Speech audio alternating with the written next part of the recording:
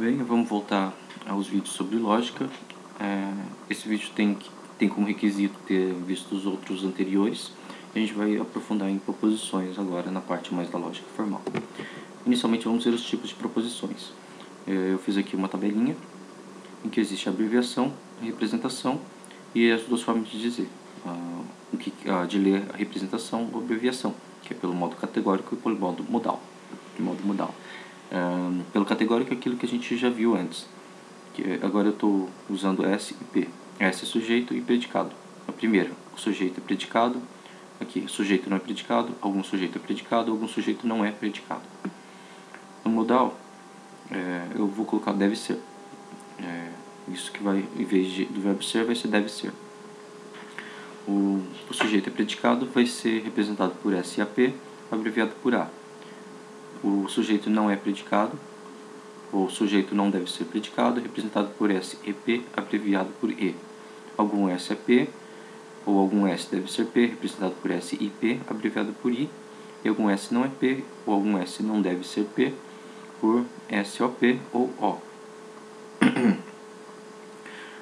Observe que A e I são afirmativos e O são negativos. Tem esse não deve ser ou não é. Uma forma de lembrar isso seria que, lembrar que positivo afirma. Se afirma, então, e afirma começa com as vogais A e I. São as primeiras vogais de afirma. E O negam. E nego, tem E e O, nego. E observe que A e E eles dizem respeito a todo o sujeito e I, O a parte do sujeito. Agora a gente vai ver isso pelo diagrama de Venn, que a gente viu na matemática. A representação de A, S, A, P, ou A, sujeito é predicado, ou sujeito deve ser predicado. Observe que nem todo predicado ele vai ser necessariamente sujeito, mas todo sujeito é predicado, então é representado dessa forma. S e P, ou sujeito não é predicado, ou sujeito não deve ser predicado. Aqui nenhum sujeito, o sujeito não pode ser predicado aqui, então dessa forma. S e P, ou algum sujeito é predicado. Aqui no caso, tem o sujeito aqui inteiro, mas só algum sujeito. Aqui nós temos o predicado, que também não é englobado totalmente pelo termo, necessariamente. Alguns sujeitos são predicados. Por exemplo, algumas lâmpadas são vermelhas. Vermelhas tem vários objetos vermelhos, mas só alguns são lâmpadas. E tem vários tipos de lâmpadas, só algumas são vermelhas. SOP, ou alguns S's não são P. Alguns S's não são o que? P. Ou alguns S's não devem ser P. Agora a gente vai falar, eu vou trazer a ideia de distribuição. Um termo distribuído é aquele em que todos os seus termos são usados. Todas as partes que compõem termos estão presentes na frase. Uma forma de se verificar isso, no caso concreto que eu descobri, é possível ao você colocar uma ideia de totalidade. Tudo, todas, ou ausência total, nenhum, nenhuma, qualquer que seja, qualquer coisa assim. Eu vou trabalhar aqui com alguns exemplos. Aqui. Os pássaros são animais voadores. Essa é a frase original. Os pássaros são animais voadores. Pássaro.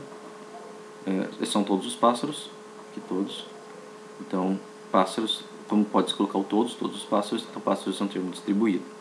Animais voadores. Eu posso colocar todos os animais voadores? Todos os pássaros são todos os animais voadores? Não, porque existem animais voadores que não são pássaros. Portanto, animais voadores não é um termo distribuído. Observe que isso aqui é um tipo A. Vou até aqui, A.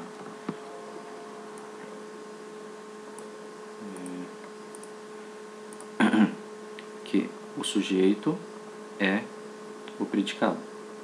Agora, alguns inseticidas são venenosos. Posso dizer que todos os inseticidas? Não, porque são só alguns. Portanto, inseticidas não é distribuído. Eu posso dizer que alguns inseticidas são todos os produtos venenosos? Não, porque não existem produtos venenosos que não são os inseticidas, ou que podem ser inseticidas. Não sabe se exatamente se o termo. Então você não pode dizer que venenoso é distribuído. Observe alguns e ele está afirmando. Portanto, isso aqui é I. Opa. Volta. Aqui. Vamos lá. Nenhuma maçã é vermelha. Nenhuma maçã. Nenhuma já indica a totalidade do conjunto maçã. Portanto, maçã é distribuído.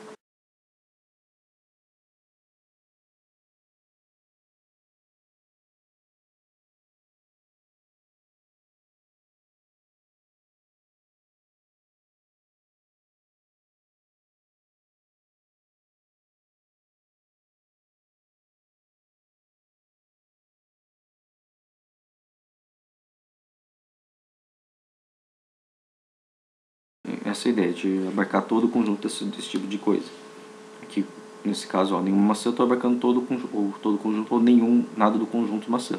Agora aqui, eu estou abarcando uma parte do conjunto inseticidas e uma parte do conjunto venenosos.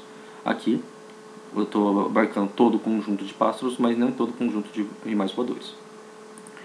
Então, nenhuma maçã é distribuído e vermelho é não distribuído. O que... vermelho é distribuído, porque diz respeito a todas as coisas vermelhas, ou a nenhuma coisa vermelha. Esse aqui é o tipo E. Por fim, pato não é um peixe. Pato, todos os patos não são nenhum peixe. Eu posso dizer isso, que sem mudar o significado eu posso. Então esses dois são distribuídos, e observe que isso aqui também é E. Eu não coloquei o exemplo de O, mas tudo bem, eu acho que já deu para entender a ideia. Atenção, deve-se observar a distribuição por cada frase de acordo com a ideia. Por exemplo, as folhas são verdes. Nesse caso, não se pretende dizer que todas as folhas são verdes, mas sim uma parte. Eu poderia, então, em vez de escrever todas as folhas são verdes, escrever a maioria das folhas são verdes. Se é a maioria, então não são todas. Portanto, nesse caso, folhas não é um termo distribuído. Um exercício para se ver isso é escrever sobre cada termo as proposições de, se for distribuído, e nd, se não for distribuído. Por exemplo, aqui, os homens são mortais. Os homens, eu quero dizer todos os homens, portanto é distribuído. São mortais, eu não estou me referindo ao conjunto inteiro, então é não distribuído. Aqui, Sócrates, distribuído, é homem, ou seja, todos Sócrates, ou no caso só tem um indivíduo Sócrates, então ele é necessariamente distribuído, já que é um único tipo. Homem é não distribuído. Sócrates, distribuído, é mortal. Mortal, não distribuído. Quadrado é um quadrilátero. Quadrado é distribuído, quadrilátero é não distribuído. E círculo não é um quadrilátero. Quero dizer que todos os círculos não são qualquer tipo de quadrilátero. Então, como não é qualquer tipo, esse qualquer tipo, então é isso daí de distribuído também. E por fim, quadrado não é círculo. Quadrado, distribuído, todo quadrado não é nenhum tipo de círculo, também distribuído. Eu vou tentar retomar a ideia da distribuição no diagrama de Venn, para tentar retomar algumas características na distribuição. No diagrama de Venn, a distribuição ocorre quando é obrigatório compreender toda a fronteira do grupo. Deixa eu ver se... Assim, aqui tem o SAP, primeiro tipo, o sujeito é predicado. Quando o sujeito é predicado, é preciso conhecer essa fronteira aqui do S. É preciso conhecer exatamente quais são todos os termos aqui contidos. No entanto, eu não preciso conhecer todos os conjuntos do universo P. Basta que eu conheça aqueles que pertencem ao S. Como eu não preciso conhecer todos as partes que compõem o P, então P não é distribuído. Já que eu tenho que compreender todos os termos do S é distribuído. Então, em SAP, o sujeito é predicado, o sujeito deve ser predicado, o sujeito é distribuído, enquanto o predicado não é distribuído. SEP, o sujeito não é predicado, ou o sujeito não deve ser predicado, representado dessa forma. Eu preciso conhecer essa fronteira e essa fronteira, porque eu preciso saber se os termos eles estão interagindo, eu preciso saber se isso acontece. Se isso acontecer, não é SEP. Se isso acontecer, é SEP.